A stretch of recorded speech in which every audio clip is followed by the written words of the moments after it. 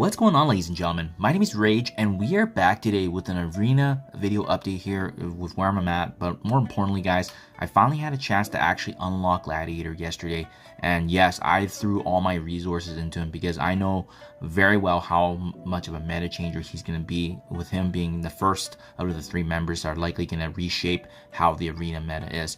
Now, in case for those of you wondering how I got his unlock and know that I'm free to play, I've been hoarding tons and tons of power cores. So I was able to actually almost get his unlock with the orb opening that we had. I think I spent close to 5,500 power cores. Now, what has been super helpful is in the arena rewards, they've been giving out these orbs. Yes, they've been terrible, but I actually have been getting a few shards here and there, and that's actually helped out. And then finally, what put me over was actually this Gladiator's Expedition milestone, where more of those Annihilator orb fragments being rewarded, you're actually able to get shards over time. So this is actually what added and finally got his unlock yesterday. And then I pushed them all the way to the max, guys. I didn't even hesitate. Usually I only spend 6 million gold per day, but I'm going to be budgeting this into my monthly gold analysis because we want these characters built up as soon as possible, so that way you can throw them into arena, but more importantly, put them on defense, and that's going to hold your position. You know, this is what I've done for previous arena meta change teams that come into the game, because the sooner they're in arena, the sooner you're gonna be milking the rewards, right? You have to spend power cores to make power cores. And now that I'm back in the top 10, I'm gonna be once again just milking the 500 cores per day. I also noticed that they've added this rank 1 milestone reward here for the weekend arena warrior, so I guess that's going to be one little incentive to be number 1, but otherwise not something I'm interested in. I'm just interested in staying in the top 10, so that way we can continue to milk 500 power cores per day. And for those of you that are looking to get this character unlocked as well, he's absolutely meta changing, guys. And really, it's going to be the mechanic that he actually brings about, and countering a lot of the meta characters that we have seen with the speed mechanic.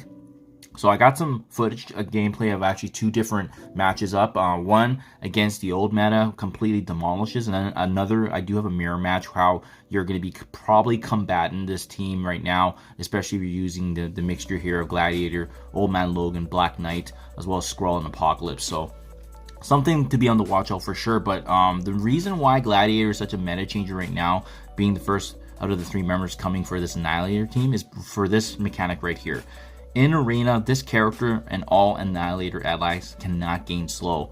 While this character is 50% or more, enemies cannot fill or reduce the speed bar for themselves, allies, or enemies. This does not apply to the speed bar gain through normal means. So in other words, if your Gladiator is in a healthier position in the mirror matches, that is actually what's going to give you the definitive advantage, and especially if you're using a character like Apocalypse where you activate his ultimate. Well, you want him to be in power state right away. But if you're up against an enemy Gladiator that actually is above that 50% HP, it's going to be detrimental for you, whoever gets the first attack, right? So I got some footage here of both 2 matches, that way you guys can see, but absolute game changer of a meta character right now that we're getting in Gladiator. So if you guys are able to unlock him, I would 100% recommend bringing him up. I'm likely bringing him into Dark Dimension 7 as well. That's why I've decided to pause Dark Dimension 7, because I want to focus on the arena meta and milking the power cores. So without further ado, let's get into the gameplay footage so you guys can see how well this character does against some of the top metas.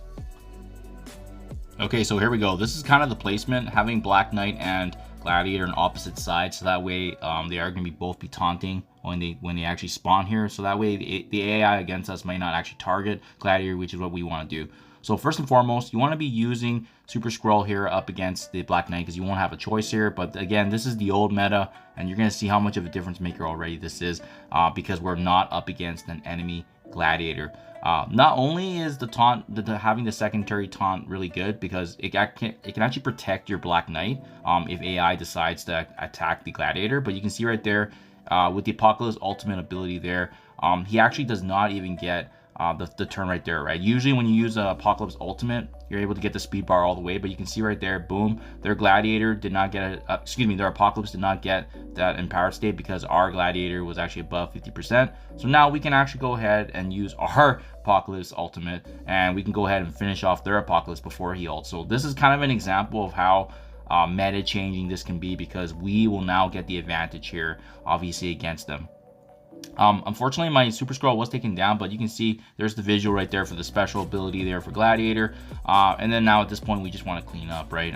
This is a very, very easy matchup because especially if our Gladiator does have above 50%. And that's kind of why you want him probably with the Fortifier Isolate. That's the one I've slotted in right now. It seems like that's what everyone else is using. Before I was thinking Vulnerables and so forth, but it makes sense because you want Fortifier on Gladiator, so that way he's protected, and obviously he's going to be soaking up damage. And once again, with Apocalypse healing him up now above the 50%, we're in a really good position. If any enemies now against us won't have any kind of turn meter manipulation other than the normal means of getting. So you can see this matchup is still, you know, taking longer than it should because of just the enemies that we're up against that are really tanky, but it's pretty one-sided, as you can see, right? We still have a pretty healthy team. The exception is obviously our Super Scroll fell quite fast in the beginning, but keep in mind too, I think we're up against a 2 or 3 diamond Black Knight over here. But yeah, just crazy to see how one-sided it is now. Now it is really going to be pretty meta changing on how one character can make such a big difference, especially Gladiator getting added to this arena meta. And then don't forget, we have Gore coming next, and then finally probably Thanos Endgame, and it's just going to keep slowly pushing down the folks that do have this Annihilator team that sets you apart from the rest. And again, like, this is a great time, guys. I would highly recommend saving Power Cores, because then you can do the same thing as me, which is using Power Cores to unlock these characters earlier and getting into the arena meta as high as you can, as soon as you can, and keep on milking those Power Cores. Now let's do a quick mirror match here, so that way you guys can see how this is going to look in the mirror match, because we have a bit more control. We can actually target the enemy Gladiator, and that way you can see how you're going to be kind of combating. So I found an enemy here that had a very similar power level to myself. He was around 3 million TCP, mine's 2.9 in team level.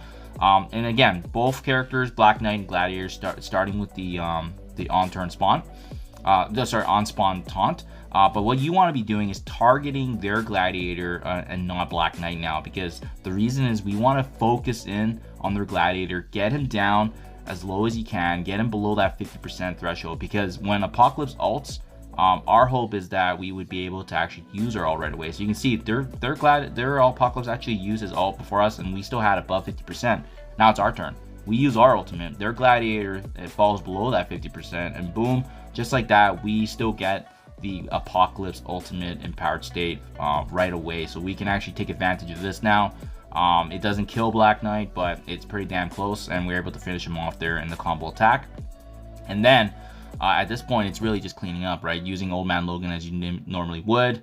You know, and again, once Gore comes in, Old Man Logan's probably going to be the next man out, because Gore directly counters Old Man Logan. So yeah, slowly but surely, this arena meta is going to change right before our eyes. But in the meantime, if you guys have Gladiator unlocked like myself, build them up as you can, because like I said, now any kind of meta teams with the Gladiator in the mix is going to be pushing down the other folks that have the old meta, and we're comfortably sitting now in top 10. And I'm up against foes that have, you know, 20, 30 million TCP above my own. So I'm punching above my weight class here. But this is why I love arena meta, because you don't need to have the biggest roster. You just have to have 5 stronger characters than the enemies that you're up against. So hopefully this has helped you.